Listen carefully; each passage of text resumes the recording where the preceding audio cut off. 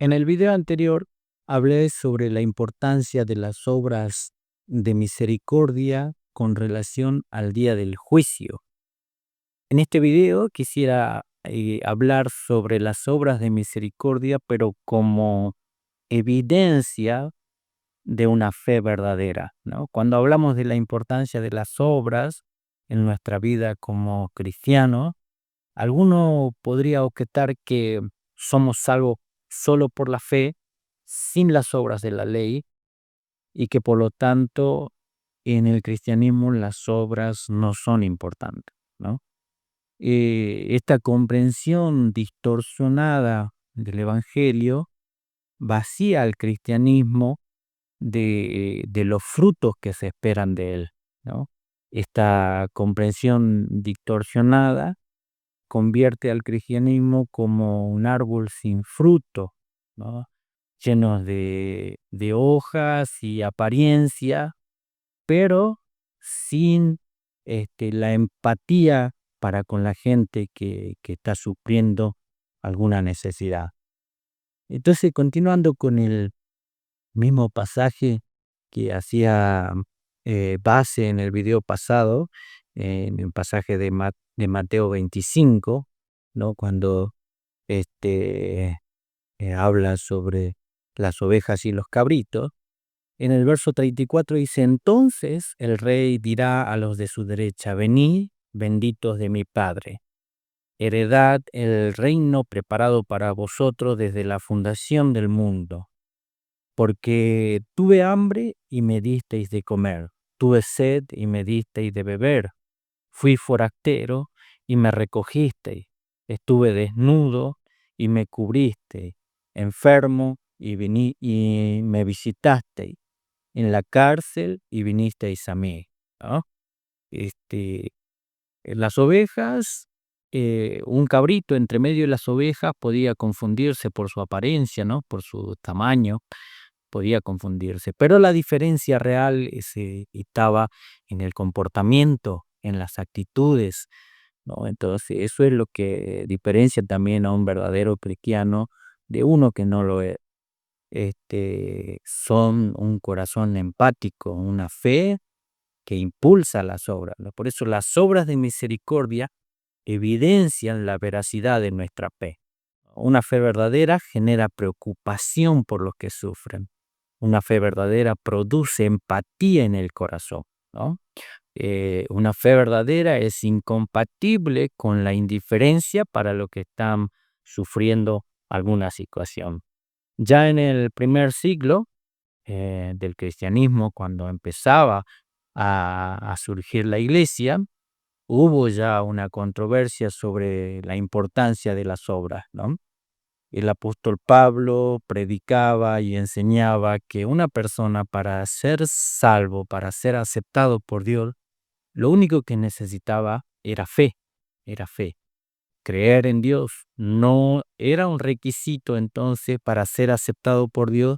Las obras de la ley, cumplir con las obras de la ley no era un requisito. Lo que alguien necesitaba para ser aceptado por Dios era la fe en Jesús. Somos salvos, Él enseña, ¿no? Sin las obras de la ley.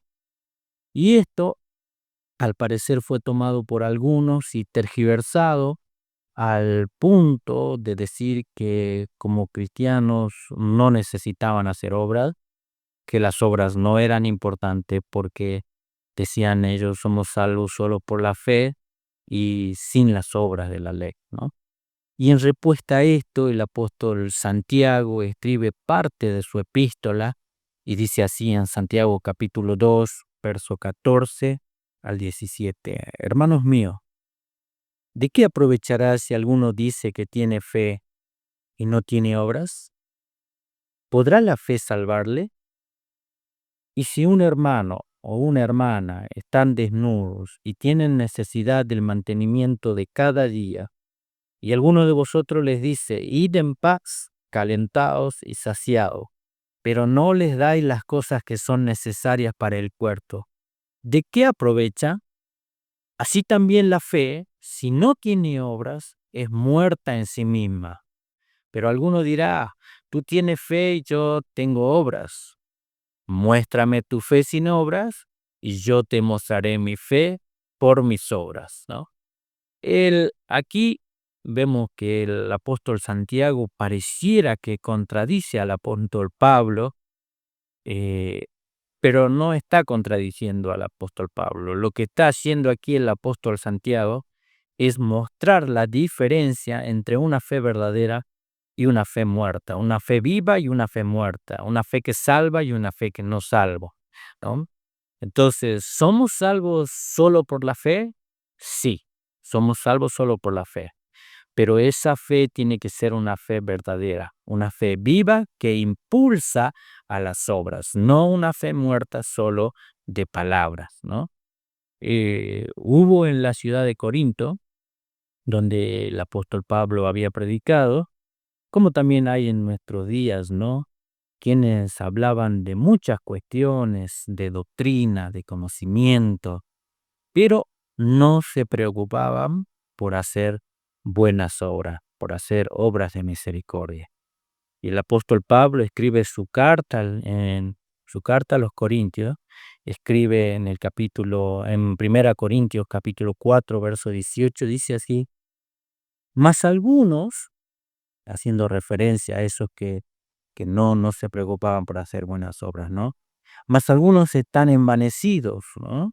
Es como que se la habían creído, como si yo nunca hubiese de ir a vosotros, pero iré pronto a vosotros si el Señor quiere, y conoceré no las palabras, ¿no? Sino el poder de los que andan envanecidos, porque el reino de Dios no consiste en palabras, sino en poder, ¿no?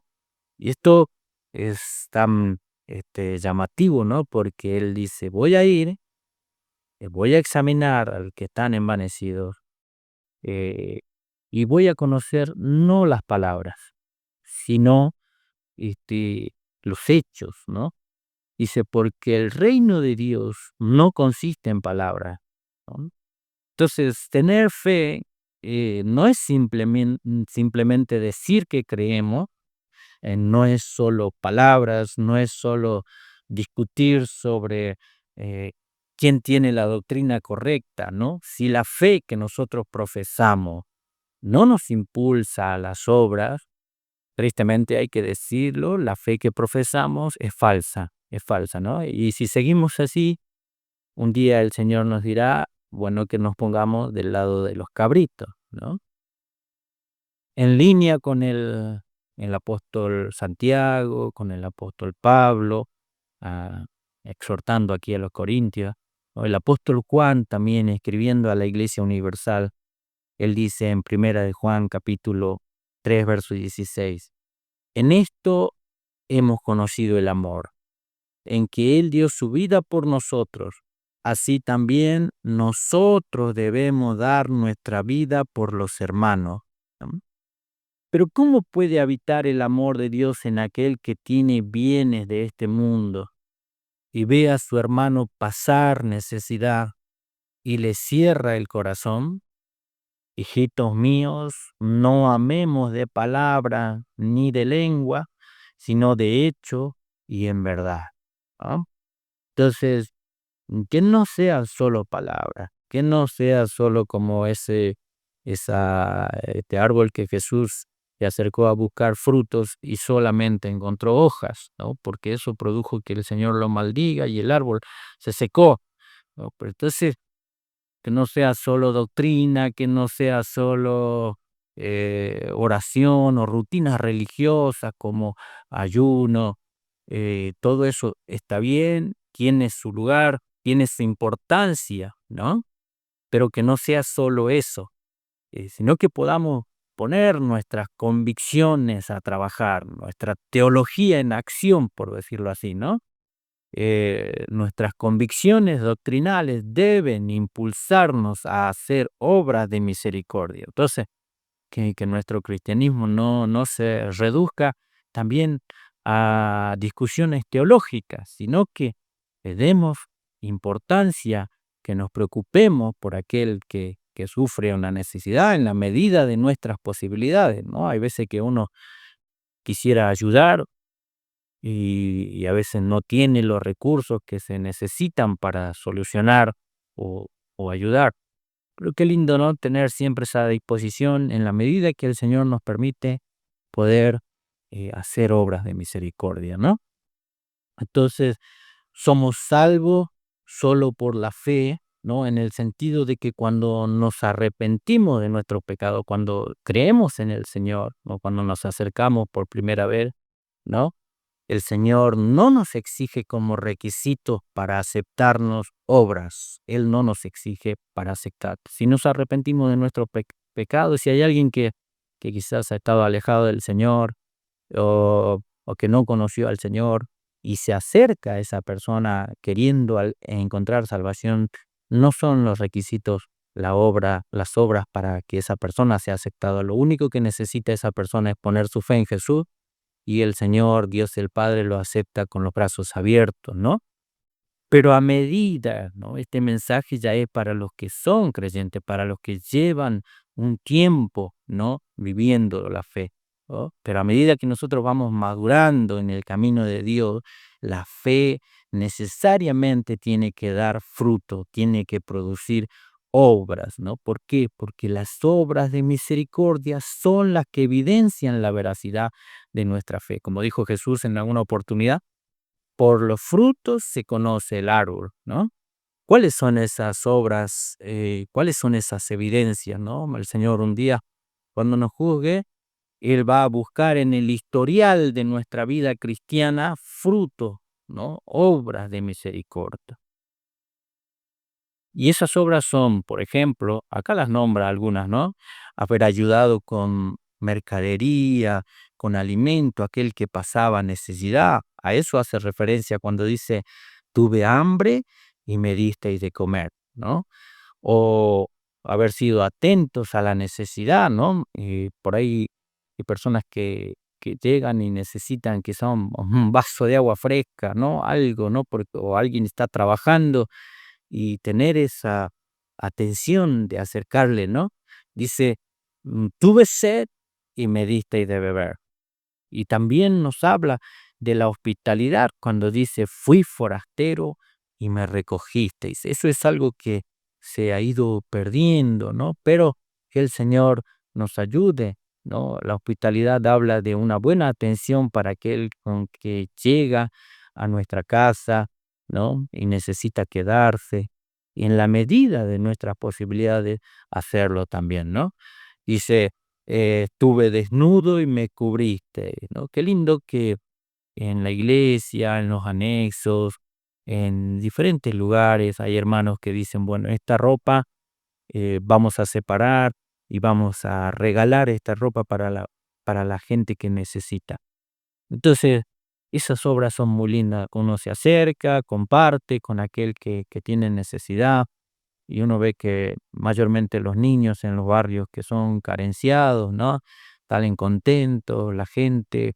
Me acuerdo hacíamos esto en uno de los anexos en un barrio acá en la ciudad de Orán y la gente que no conocía al Señor venía, se llevaba ropa, este, calzados, ahí había, bueno, lo que necesitaba y eso hace quedar bien al evangelio, ¿no? Y también dice, estuve enfermo y me visitaste, ¿no? Esas son obras de misericordia. A veces se nos pasa, ¿no? A mí también me ha pasado, ¿no?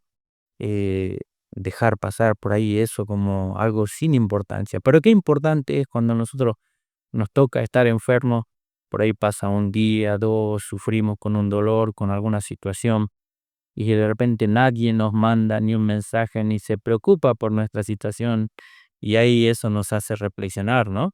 Entonces, qué lindo tomar un tiempo, aunque sea mandar un mensajito, ¿cómo estás? Supe que estás enfermo, estamos orando por vos, queremos acompañarte. Si hay algo en lo que podemos ayudarte, lo vamos a hacer, ponerse, ¿no? A disposición visitar a los presos, visitar, qué lindo los hermanos que se toman ese tiempo para ir a visitar a las cárceles, ¿no? Entonces, esas son obras que son productos de un corazón que abriga una fe verdadera, ¿no? Esas son obras que evidencian una fe verdadera. Estas son obras de un corazón que ha sido transformado por el Espíritu Santo. Estas son las obras, los frutos a lo que Juan el Bautista se refería cuando les decía a los judíos: haced pues frutos dignos de arrepentimiento, ¿no? Así que, hermano, hermana, ¿no?, que está siguiendo al Señor, este es el aliento de Dios para el consejo de Dios para nuestras vidas, que ya estamos caminando en el Evangelio hace un tiempo, ¿no? Está bien, ¿no? Los ayunos, las oraciones, las vigilias, ¿no? El estudiar la palabra, la doctrina, está todo bien, pero todo eso tiene que equilibrarse con un buen porcentaje de obra de misericordia. Como dice la palabra del Señor, que le exhorten a los ricos, ¿no? Que no sean ricos quizás tanto con el dinero, sino que sean ricos en buenas obras, ¿no? Que haya ese fruto que el Señor espera de nuestra vida, ¿no? Así que esa controversia no tiene que haber, ¿no? Somos salvos por las obras o por la fe, y somos salvos por la fe, pero una fe que no produce obras no puede salvar, ¿no? Una fe que no produce empatía en el corazón no es una fe verdadera. Entonces, que el Señor nos ayude a cada uno a preocuparnos, a examinarnos a nosotros mismos, a reflexionar sobre cómo estamos viviendo nuestra fe, y que podamos, ¿no?, aceptar este consejo del Señor, preocuparnos por las buenas obras. Bueno, les invito, quizás haga otro video para que terminar con este tema de la importancia, ¿no?, de las obras de misericordia. Así que les animo para que puedan estar atentos para la publicación del próximo video. Dios les bendiga.